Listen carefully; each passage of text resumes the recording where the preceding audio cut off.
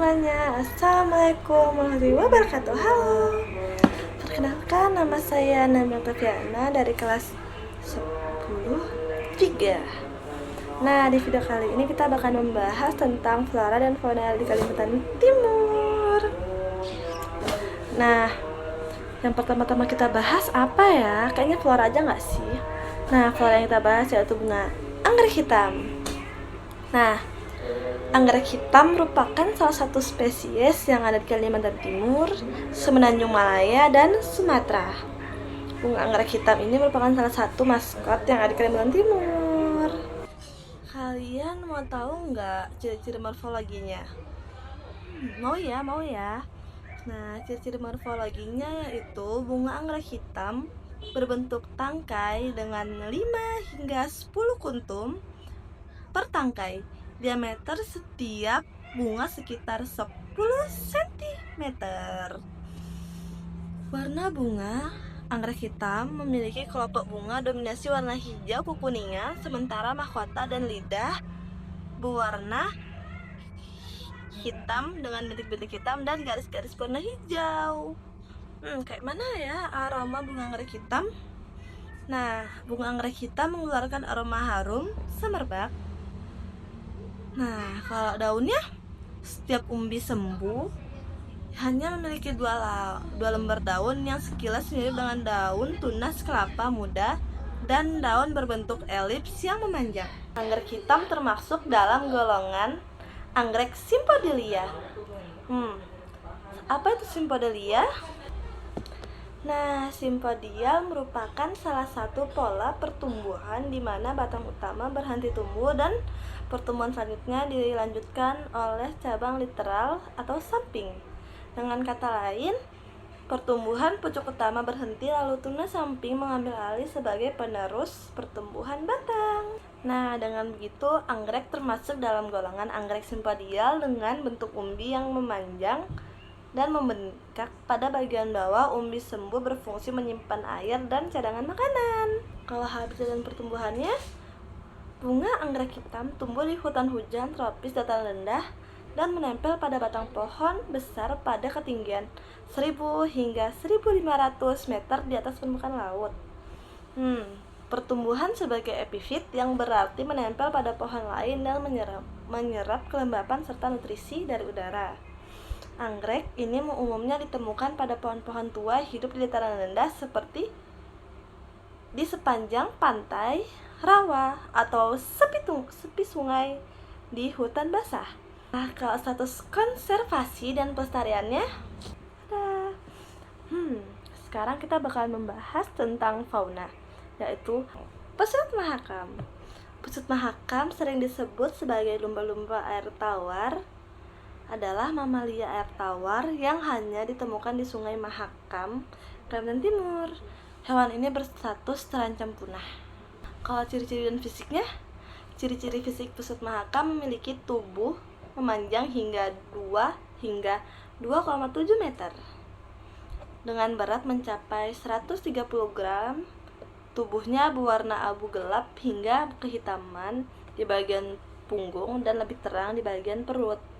Mata dan giginya cenderung lebih kecil, tidak seperti lumba-lumba laut. Pesut mahakam memiliki kepala bulat tanpa moncong yang panjang. Nah, kalau habitatnya, pesut mahakam menghuni perairan air tawar di Sungai Mahakam, terutama daerah dengan arus tenang, laguna, dan anak sungai yang kaya vegetasi. Mereka sering terlihat di sekitar Danau Semayang, Danau Melintang, dan Delta Mahakam. Selain di Sungai Mahakam, pesut juga ditemukan di Danau Jempang, Danau Semayang, dan Danau Melintang. Kalau perilaku dan ekologinya, kebiasaan pesut mahakam sering muncul di permukaan untuk bernapas dengan durasi penyelaman yang singkat. Mereka bergerak dalam pengelompokan kecil dan menggunakan sonar untuk mendeteksi dan menghindari halitangan serta mencari mangsa di air keruh. Apa aja ya makanan pesut mahakam? Makanannya pesut mahakam sebagai karnivora. Pesut mahakam memakan ikan-ikan kecil seperti udang dan hewan lainnya. Mereka sering mencari makan di anak-anak sungai karena lebih mudah menangkap ikan di sana. Kalau reproduksinya, musim kawin pusut mahakam terjadi di antara bulan Desember hingga Juni. Pusut betina mengalami periode kehamilan antara 9 hingga 14 bulan dan melahirkan satu anak di setiap tahunnya. Halo, kita kembali lagi. Nah, ancaman dan konfigurasinya. Ancaman bagi pusat mahakam yaitu populasi pusat mahakam terancam oleh penyusutan habitat akibat aktivitas manusia seperti perubahan penggunaan lahan, pembangunan, dan kualitas air sungai yang menurun. Selain itu, kematian akibat jaring nelayan juga menjadi ancaman serius.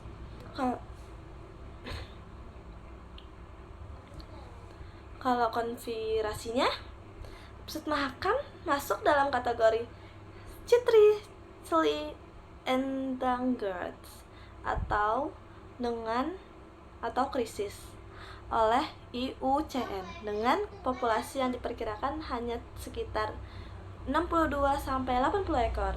Upaya konservasi meliputi pengawasan habitat, edukasi dan pelarangan aktivitas yang merusak lingkungan sungai, materi lingkungan hidup, dan menyerukan aksi nyata untuk menyelamatkan ekosistem Sungai Mahakam untuk mencegah kepunahan pusat mahakam.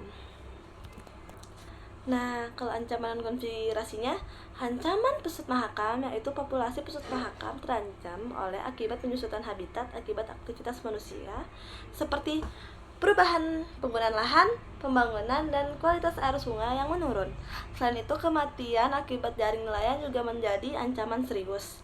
Kalau konservasinya, pusat mahakam masuk dalam kategori critically endangered atau krisis oleh IUCN dengan populasi yang diperkirakan hanya tersisa sekitar 62-80 ekor. Upaya konservasinya meliputi pengawasan habitat, edukasi, dan pelarangan aktivitas yang merusak lingkungan sungai. Menteri Lingkungan Hidup menyerukan aksi nyata untuk menyelamatkan ekosistem Sungai Mahakam untuk mencegah kepunahan pusat mahakam. Dadah.